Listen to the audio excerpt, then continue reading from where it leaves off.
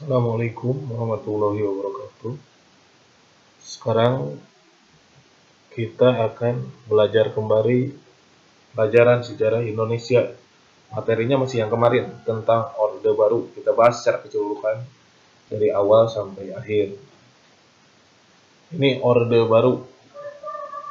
Orde Baru, zaman baru. Ini Orde Baru.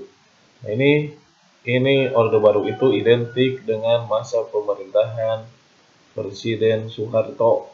Ada yang mengatakan dari tahun 65, ada yang mengatakan dari tahun 66, ada yang mengatakan dari tahun 67, ada yang mengatakan dari tahun 68 itu mulai berkuasanya.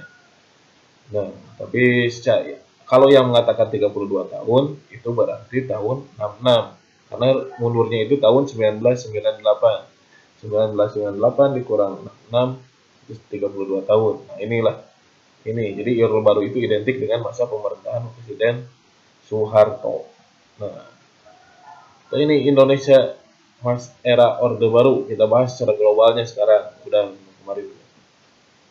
Yang pertama itu kita lihat dari kebijakan politiknya. Ini kebijakan politiknya. Kebijakan politiknya kita bagi dua lah. Kebijakan luar negeri dan dalam negeri. Kita bahas dalam negerinya dulu. Luar negerinya dulu lah. Kita bahas luar negerinya dulu, karena ini mulainya itu awal kebijakannya luar negeri dulu yang pertama adalah normalisasi hubungan dengan Malaysia. Normalisasi hubungan. Apa yang dimaksud dengan normalisasi hubungan dengan Malaysia? Jadi berarti hubungan awalnya itu nggak normal. Kenapa nggak normal? Itu ada yang namanya Dwikora, yang tanya Malaysia. Nah, itu tidak normal. Kenapa tidak normal? Karena Indonesia itu tidak setuju pembentukan negara Malaysia. Soekarno utamanya. Maka ada yang istilahnya Dwikora. Nah, sama Soeharto itu dinormalkan kembali. Cara penormalannya bagaimana? Yang pertama itu ada perjanjian Bangkok dulu. Di Bangkok bertemu lah Menteri Luar Negeri, ada Malik sama Tun Abdul Roja. Itu bertemu. Kemudian resminya itu Agustus di Jakarta. Perjanjian Jakarta, ya ini yang menandai normalnya hubungan Indonesia dengan Malaysia. Nah, ini lewat yang pertama perjanjian Bangkok dulu. Yang kedua, Indonesia itu melakukan kerjasama mancanegara lah, kerjasama internasional, kerjasama regional, nanti di bawahnya. Kerjasama mancanegara. Yang pertama apa? Pembentukan IGGI dan CGI. Jadi yang pertama dibentuk itu IGGI dulu. Indonesia ini IGGI itu lembaga negara-negara yang memberi bantuan kepada Indonesia. Bantuan itu dalam bentuk apa? Dalam bentuk ya hutang program lah. Ini negara-negara tukang ngahutangkeun ke Indonesia lah gitu gampang. Pertama IGGI yang diketuai oleh Belanda itu. Jadi Indonesia itu kan butuh ngebangun, maka Indonesia ya lobby lah ke negara-negara yang bisa membantu. Maka dibentuklah IGGI. Nah, IGGI itu diketuai Belanda. Itu lama. Jadi Indonesia itu mendapat bantuan dari negara-negara IGGI. Banyak itu, ada Belanda, Jepang, Selandia Baru, Australia, dan lain-lain lah. Banyak yang memberikan bantuan ke Indonesia. Bantuannya dalam bentuk apa? Dalam bentuk program atau proyek lah. Pembuatan apa. IGGI juga ini yang turut merancang Repelita nanti. Jadi konsul lah dengan pemerintah Indonesia. Nah, kenapa muncul CGI, Consultative Group of Indonesia? Kenapa muncul CGI? Nah, IGGI itu kan diketuai oleh Belanda. Ternyata Belanda itu turut campur dalam masalah dalam negeri Indonesia, terutama masalah Timur lah. Peristiwa Santa Cruz itu. Makanya Indonesia nggak mau Belanda jadi ketuanya. Makanya IGGI dibubarkan dan digantikan oleh CGI. Sama-sama aja lembaga tukang ngahutangkeun ya gitu. Cuma nggak ada Belandanya. Negaranya yang lainnya ya sama anggota IGGI masih itu. Tapi nggak ada Belandanya. Nah itu kerjasama mancanegara. Ini perannya besar ini IGGI dan CGI karena itu yang memberikan bantuan modal. Terus yang selanjutnya apa? Kembali menjadi anggota PBB. Indonesia itu pernah keluar dari anggota PBB. Gara-gara apa? Gara-gara Malaysia ini konfrontasi dengan Malaysia yang ini. Nah, Indonesia itu keluar dari anggota PBB tahun 65 lah. Indonesia itu keluar 7 Januari 1965 kalau nggak salah. Kalau Indonesia itu ngancam kalau Malaysia dimasukkan jadi anggota tetap PBB, Indonesia keluar ya keluar Indonesia. Indonesia keluar, tapi Soeharto dia masukkan lagi ke dalam PBB karena kalau keluar dari PBB itu dikucilkan sama negara-negara internasional. Nah, masuk kembali menjadi anggota PBB Indonesia itu. Pertama kali menjadi anggota PBB 28 September 1950 sebagai anggota yang ke-50, keluar 7 Januari 1965, masuk lagi 28 September 1966, dimasukkan kembali Indonesia itu ke dalam PBB karena kalau Indonesia betul nggak bangun, tidak mau terkucil dari pergaulan internasional. Terus apa lagi kebijakan luar negerinya? Yaitu mengadakan kerjasama regional atau kawasan. Yang pertama apa? ASEAN. Setelah Jeng Malaysia damai, hubungannya dinormalisasi, maka Indonesia itu memprakarsai dibentuknya ASEAN. Negara perhimpunan negara-negara Asia Tenggara. Apa bahasa Inggris? Association South Asia Nation. Nah, gitulah. Nah, di Bangkok ASEAN. Karena Indonesia itu dalam membangun butuh damai tetangganya, maka dibentuklah ASEAN. Terus ada lagi APEC, Asia Pacific Economic Cooperation. Nah, kerjasama ekonomi Asia Pasifik. Nah, ini ya, Asia Pasifik, ini negara-negara Pasifik, Indonesia, Australia, Amerika, Jepang, di kawasan Pasifik lah, Samudra Pasifik. Nah, itu adalah politik luar negerinya. Nah, sekarang bagaimana dengan kebijakan dalam negerinya? Yang pertama adalah pemilu. Ini pemilu yang kemarin udah jelaskan. Pemilu pertama masa Orde Baru itu 1971.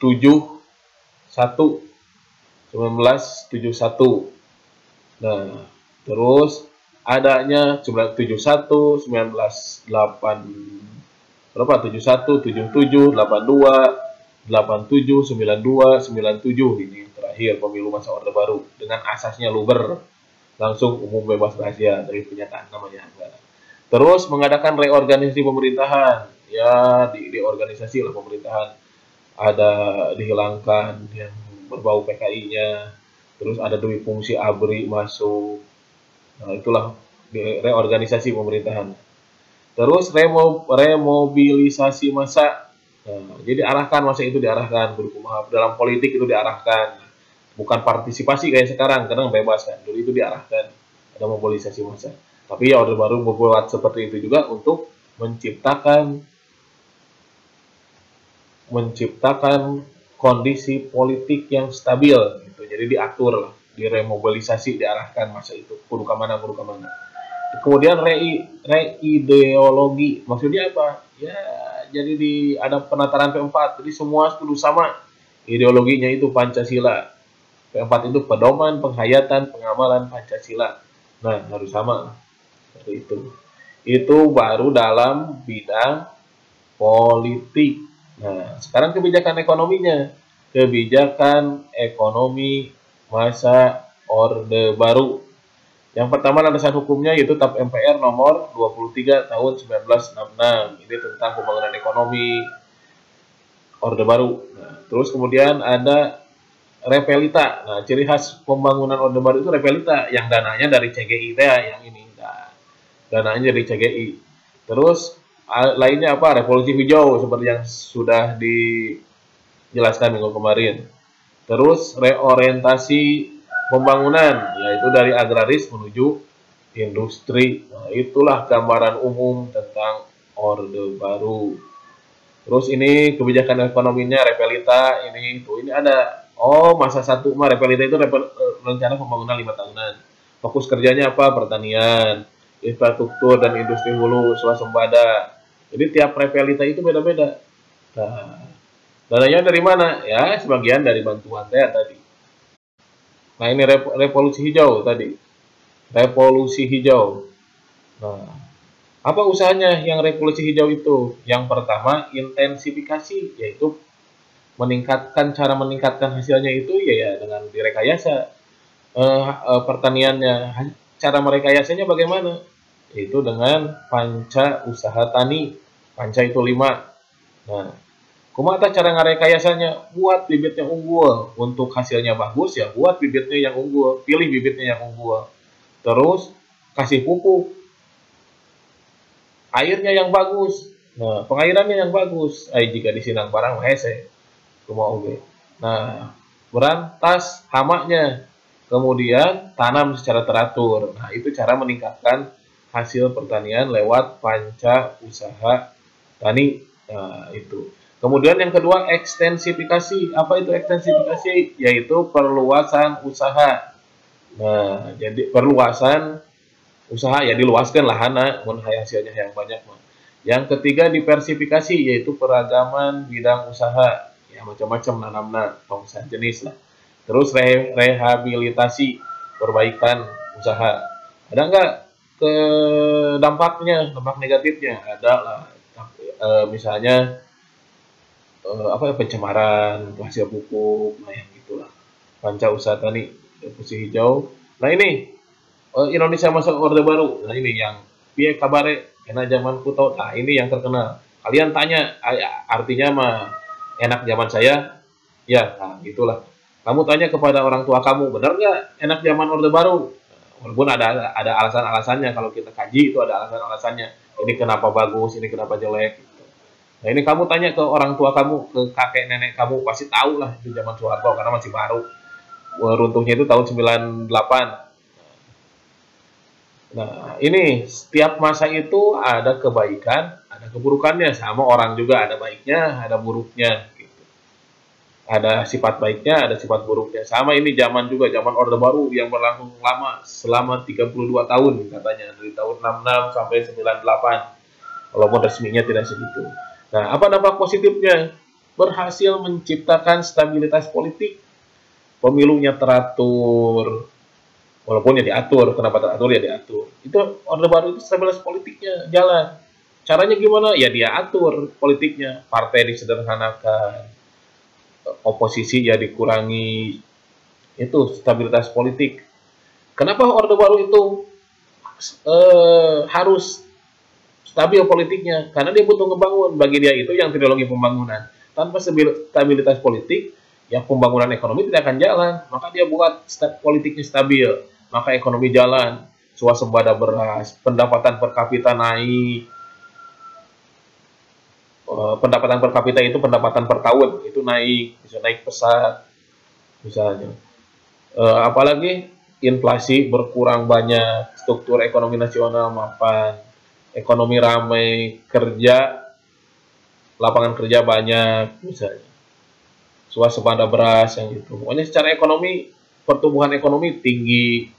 Dalam bidang pendidikan, wajib belajar 9 tahun berjalan. Adanya membaca itu apa? Ya, secara tingkat membaca tinggi. Maksudnya yang sekolah itu tinggi, partisipasi sekolah itu tinggi. Banyaklah prestasi-prestasi masa Orde Baru, KB, keberhasilan KB misalnya. Orang tua asuh, itu banyak keberhasilan-keberhasilan Orde Baru menumbuhkan cinta produk dalam negeri. Selain keberhasilan, ada juga pasti dampak negatifnya. Apa dampak negatifnya? Misalnya yang ini, korupsi, kolusi, dan nepotisme. Korupsi, kolusi, dan nepotisme. Balik lagi. Korupsi, kolusi, dan nepotisme. Korupsi itu apa? Korupsi itu kamu dikasih bayaran 1 juta misalnya dibayarkan 900, itu korupsi itu. Kolusi kumaha ya kerjasama dengan keburukan. Nah, misalnya kamu yang teman kamu, berbeda ke orang tua aja, iya orang ya. Kolusi ya sebutkan bayaran teh 1 juta padahal ke 500. Nah, itu. Nepotisme, apa nepotisme? Ya saudara lah. Kamu kerja, saudara dibanding yang tidak punya kemampuan kayak saudara mau diasupkan kerja, nah gitu. Nepotisme. Adanya sentralisasi terpusat. Jadi Orde Baru itu terlalu terpusat, segalanya diputuskan dari pusat, dari Jakarta, tidak otonomi. Otoritarianisme. Kenapa otoriter dan sentralisasi? Otoriter itu begitu. Kenapa ini dilakukan sama Orde Baru? Ya tadi teh ya, Orde Baru itu butuh stabilitas politik.